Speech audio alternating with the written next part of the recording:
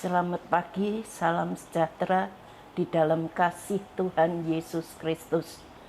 Selamat kembali kita menikmati renungan singkat pada pagi hari ini sebelum kita mulaikan aktivitas kita sepanjang hari.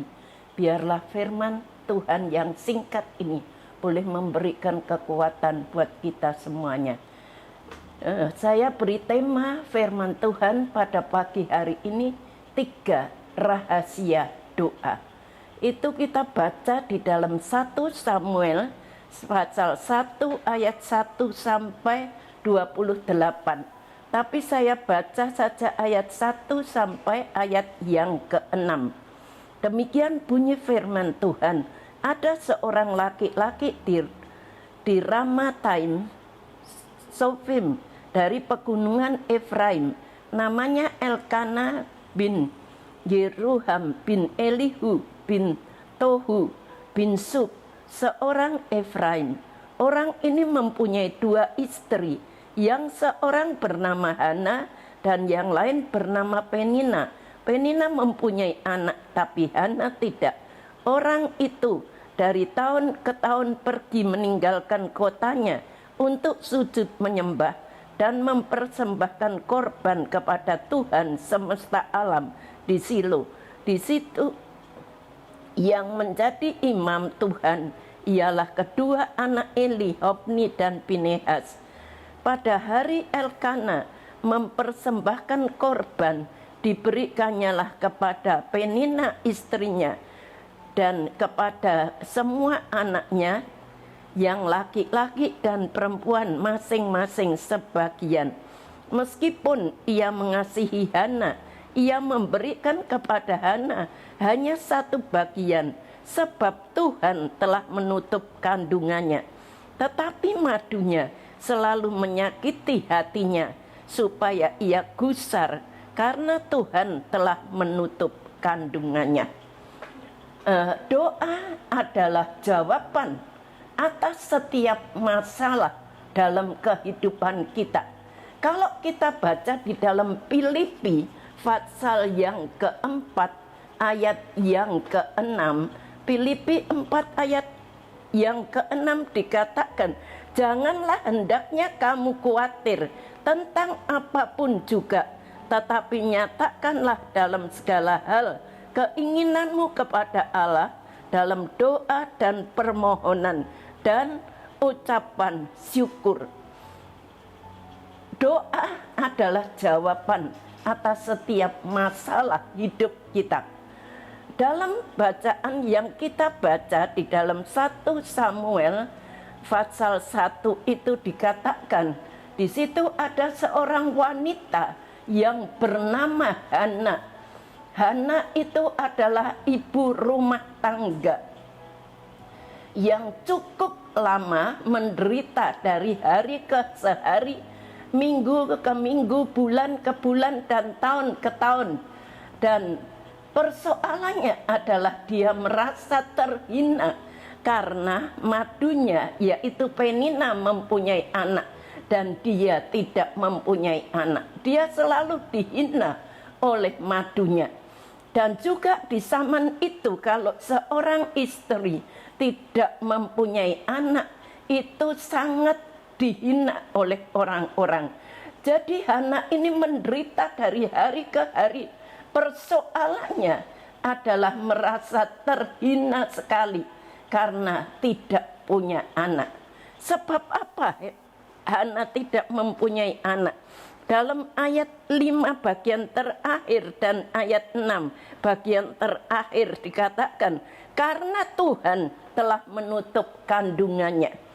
Jadi Tuhan yang sudah menutup kandungan daripada Hana ini.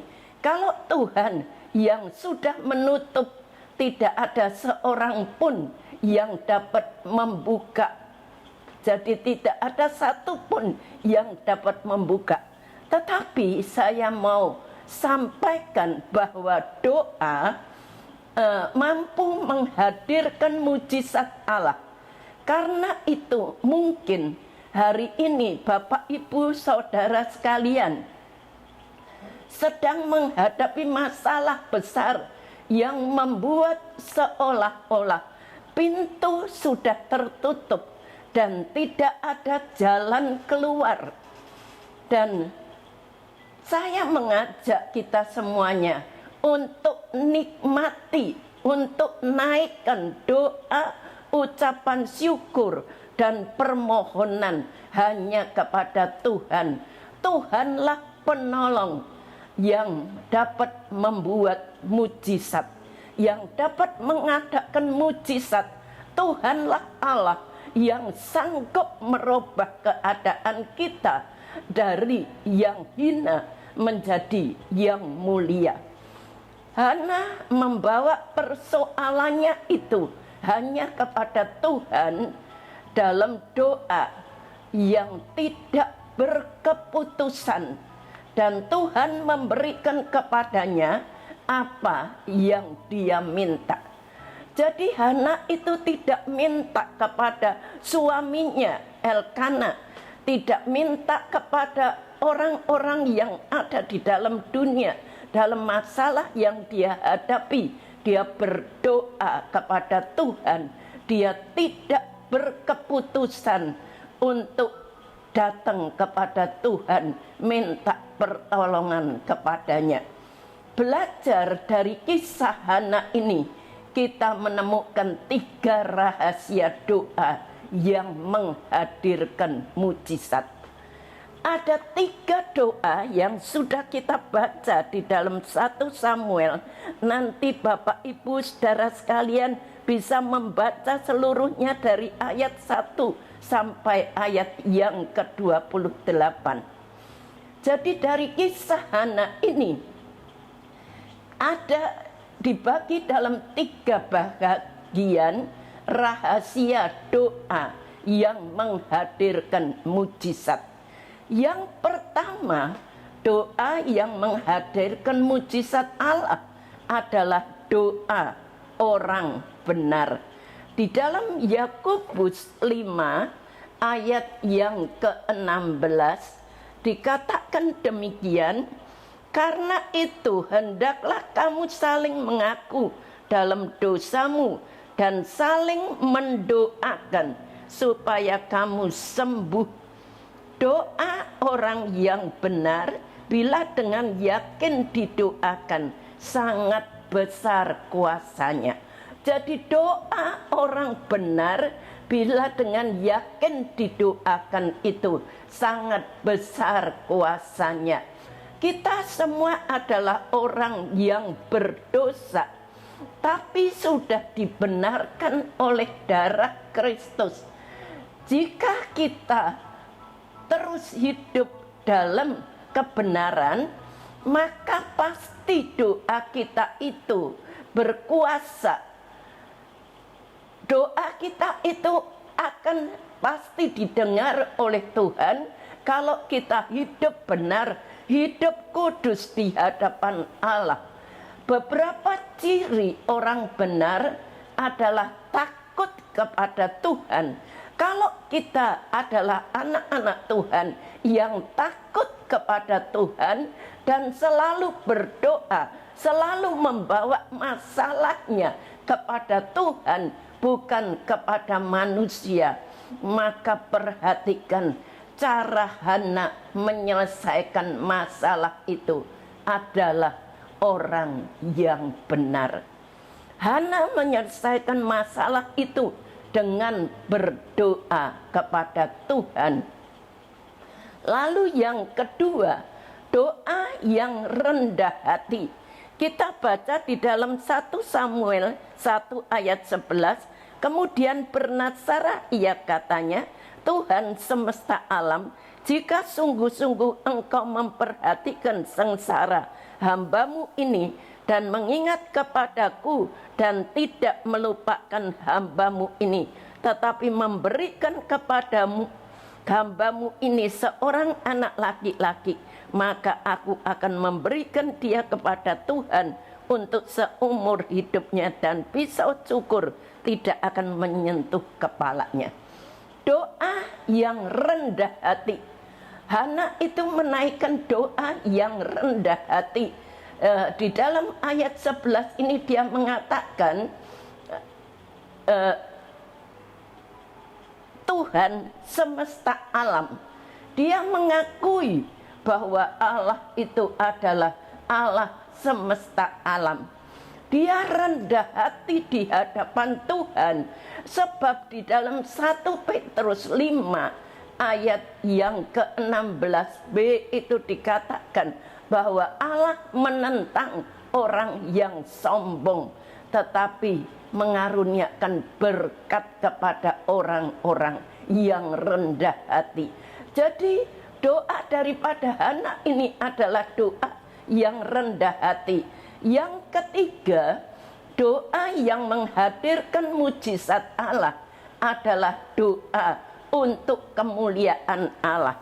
Di dalam ayat 11 yang sudah kita baca dalam 1 Samuel 1, tujuan doa Hana adalah untuk kemuliaan Allah saja, bukan untuk kemuliaan diri sendiri, bukan untuk kepentingan diri sendiri. Perhatikan permintaannya kepada Tuhan.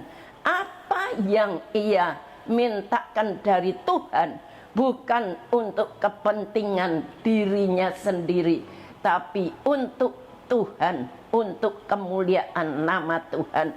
Karena itu Hana mendapat mujizat yang berlipat-lipat kali ganda. Tuhan memberikan dia 3 anak laki-laki dan 2 anak perempuan. Jadi Tuhan itu memberikan luar biasa kepada Hana. Jadi kita melihat di dalam Yakobus 4 ayat 1 sampai 3, saya tidak akan membacakan semuanya. Yakobus 4 ayat 1 sampai 3. Ayat 3 saja saya bacakan. Atau kamu berdoa juga, tetapi kamu tidak menerima apa-apa, karena kamu salah berdoa. Sebab yang kamu minta itu hendaknya kamu habiskan untuk memuaskan hawa nafsumu. Jadi karena kita salah berdoa, doa daripada Hana, rahasia doa yang ketiga yang dimiliki oleh Hana, sehingga doanya itu dikabulkan oleh Tuhan, karena doa itu menghadirkan mujizat daripada Allah dan untuk kemuliaan Allah. Tujuan doa Hana adalah untuk kemuliaan Allah. Jadi permintaannya apa yang ia minta dari Tuhan bukan untuk kepentingan diri sendiri, tetapi untuk kemuliaan Tuhan. Karena itu Hana mendapatkan mujizat berlimpah-limpah. Tuhan menghendaki agar apa yang kita doakan tujuannya hanya untuk kemuliaan Allah. Jalan keluar untuk menyelesaikan masalah kita adalah doa. Mari seluruh jemaat GPDI El Shaddai, biarlah kita mau belajar senantiasa dalam menghadapi setiap masalah yang sulit sekalipun. Kita punya Tuhan yang luar biasa. Kita naikkan itu semua dengan doa dan ucapan syukur kepada Tuhan. Sekian, mari kita masuk di dalam doa. Terima kasih Tuhan, Engkau sudah memberkati firman-Mu. Uraikan firman-Mu ini Tuhan, tanamkan di dalam hati kami semuanya. Biar firman-Mu ini boleh terus mengajar kami untuk lebih sungguh-sungguh berdoa, menyerahkan segala kekhawatiran kita, masalah kita kepada Tuhan, karena hanya Tuhan yang sanggup untuk melakukan segala perkara. Berkati seluruh sidang jemaat-Mu GPDI El Shaddai dalam usaha pekerjaan mereka, rumah tangga mereka, kesehatan mereka, Engkau yang menjamin. Terima kasih Tuhan. Terima kasih kami mau memasuki pagi yang baru ini bersama-sama dengan Engkau dalam nama Tuhan Yesus Kristus. Haleluya. Amin.